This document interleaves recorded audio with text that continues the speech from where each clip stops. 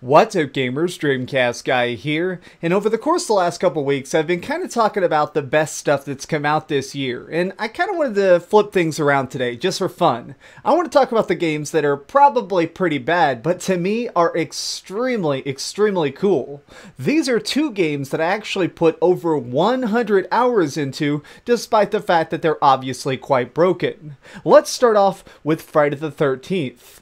Oh my gosh, did I get addicted to this game for months. Now the reason it's so interesting to me is because, well, it's more the social element. In this game, there's 8 total people. 7 people are counselors, and 1 person is Jason. Everybody is just randomly assigned whether or not you're the killer. And what it comes down to is everybody is trying to basically find materials to escape Camp Crystal Lake before Jason manages to kill everybody. But here's the thing. You actually get full voice chat, only proximity. So basically, when you're talking, anybody nearby can hear you. So that means if you're breaking into a cabin and you're looking for boat parts, that means that if somebody's walking in, you can turn around and be like, hey, okay, I've got the gasoline and I've got a fuse. What do you have? Okay, you've got a gun? All right, where's the last time you saw Jason? So you need to be able to communicate.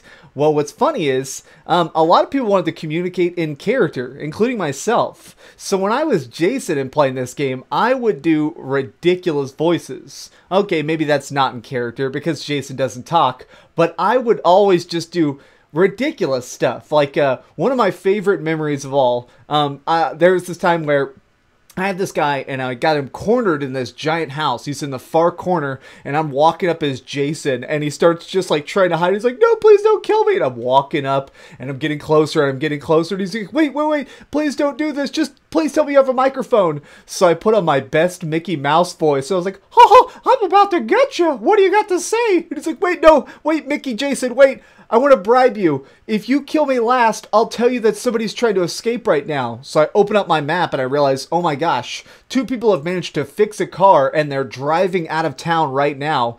They're literally like 25 feet from being out of town. I managed to use my teleport ability as Jason, teleport to the exit, punch their car off the road and pull them out one by one and strangle them. And I was like, oh my gosh, I managed to just stop all these counselors. Oh wait, I gotta take care of that original guy. And so 30 seconds wait, there's like a 30-second timer before I can teleport again. And so I'm like, all right, it's time. I teleport all the way back to the campsite where I originally found him, and he's trying to hide in this tent. I walked up and I was like, well, hello there, little kid. Let's just make the most of this. And just start chopping him up as Mickey. And the whole time he's like, Mickey, no! It was so ridiculous that I can do this in a video game. Is this game completely broken? Yes. Did they have to keep patching it to try and fix all the crazy glitches? Absolutely. I mean, during the course of the months of me playing this, people were flying around at one point. People were glitching underneath the map so that they were unkillable. And there was even times where Jason was using all sorts of glitches so that they could run faster. I saw Jason's like marathon running across the map just because people were hacking and glitching so much. Okay, and on top of that, let's not ignore the fact that there's no single player at all, despite the fact that they said so. They said that by summer of 2017, we would have some sort of single player story to Friday the 13th. Here we are, it's winter, and I still don't see it. Despite that, though, it's just so funny. What it really comes down to at the end of the day is the fact that it creates something that you just don't see in games. It creates this arena for everybody to compete in and then turns up the pressure. It's all about these random houses full of random supplies and hoping that you can get everything you need to escape before eventually Mickey Mouse Jason comes for you.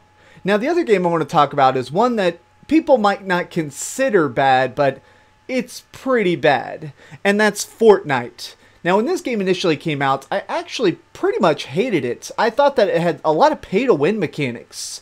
So a big aspect of of Fortnite is the fact that you're constantly building bases. Each map in the PvE mode has some sort of giant device that needs to be activated. When you do this, it starts a giant war basically that makes it where waves and waves of zombies are going to attack you. So of course that means you need to construct a giant complicated base and fight them off. Here was my major issue though, which is the fact that guns only came from loot crates and they broke down, which means early on when I was playing it, I got this giant epic pistol and I was using it for, really well. I used it so much, I got a lot of practice with it, and I was getting a lot of headshots. I won a lot of matches simply because of this pistol, which means when it eventually broke and it could not be repaired, it was frustrating because I knew the only way I'm going to get something even remotely similar to that is to go back and hope I get loot crates. But later on, Fortnite did something I never would have expected, which is that they introduced a totally new, giant, completely free mode called Battle Royale. Now, this is just a total ripoff of PlayerUnknown Battlegrounds, but still, me and my friends got extremely into it. We were probably playing this 40 to 50 hours every single week. The reason we got so hooked on it is because it's really one of those games that when you're good at, it is the ultimate fun experience, but when you're bad at, it's not really that frustrating. There's definitely a lot more of a reward than there is a downside. So the general outline of this is the fact that a giant bus with a hot air balloon on top flies over an abandoned island. Everybody parachutes out. 100 players all parachute out and start scavenging through all the abandoned cities. Inside these buildings, you'll find stuff like shotguns, ammunition, potions to give you extra health, stuff like that. The last man standing wins. Now, you can do this by yourself, or you can do it in teams of 2 or teams of 4. Me and my friend Nick, we play this all the time to this day, just in duos. We'll go around, we'll call out commands, and we take it ultra seriously, because when you're on top of a hill and manage to kill 4 other teams by yourself, it's an extreme rush. It's a game that's so hard that when you're doing even halfway decent, you genuinely feel like the best dudes ever. And there's so many times where you have crazy stories. So something about this game that's really cool is that while you're playing it, the map slowly shrinks. There's basically this death barrier that constantly slowly crushes you in every 2 minutes. This is to make sure that people aren't just hiding in the corner of the map for the entire game. So this constantly ups the ante. You're always having to run, you're always having to keep moving, which means that sometimes you get shot at the worst times possible. But it also has the added benefit that at the very end, when the map gets really tiny, at that point, only the strongest players are left. There are so many times where I managed to get on top of a hill and the circle starts shrinking, and all of a sudden I look down and there's 3 separate people who are not on a team with each other, all firing grenades, rockets, and freaking machine gun ammo at the same time. So literally, I'm just being showered with guns, and I managed to throw down a smoke grenade, drop down a hill so they're confused as to where I'm at, and walk up behind them with a shotgun and just execute all three players to win the match.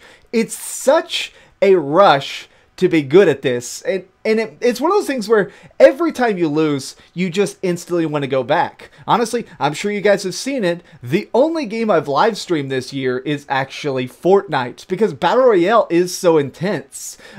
Going around and trying to sneak through tunnels and find that next weapon before you're screwed, or times when you and somebody else parachute into the same house at the same time and you both start just trying to bash down walls to find a gun to kill your opponent before you die. Moments like that are a rush like nothing else, and it's cool, but let's not ignore the fact that Fortnite Battle Royale is also kind of a mess at times. The servers crash constantly, parties occasionally don't function, and they're throwing up patches so fast that sometimes they break stuff while trying to fix stuff. Like, the other day, they actually came out with some giant hotfix that ended up making it where aiming was screwed. Seriously, for an entire week, just trying to aim my gun was like, It's so ridiculous that that game manages to keep being broken, but I keep going back. I guess what it really comes down to is the fact that 2017 has been a year of very, very different projects. Even the stuff like this, which arguably sucks, was extremely fun because it's so unique. I like that we're seeing so many games that try to do something different. Asymmetrical multiplayer and all these new Battle Royale games. It's so fun having more pressure, more fun, and a hell of a lot more freaking excitement in games than ever before. But what do you think about it? Is there any games this year that you played for maybe 100 hours like I did that other people seem to think suck? Let me know in the comments down below. If you enjoyed this video, please give it a like, share with your friends, and subscribe if you haven't already. But do me the biggest favor of all and keep dreaming. You know, I honestly wanted to put Judge JYDGE on this list because apparently people hated that. It's fine. It's a freaking super great co-op twin-stick shooter. It's on PS4, Xbox One, and Switch. I've played probably 45 hours on Nintendo Switch with my best friend. So, yeah, seriously, if you haven't played Judge, or however the hell that's pronounced, you should pick it up. Judge. Oh, hi. I'm just working on the next video. If you want to see what it is, go ahead and click this button and you can subscribe. Also, if you click these video links, you can see my latest review and my latest top 10. Now I'm just going to sit here for a minute and wait for you to subscribe. Oh, I guess I could put on these giant glasses. I literally found these on a roller coaster.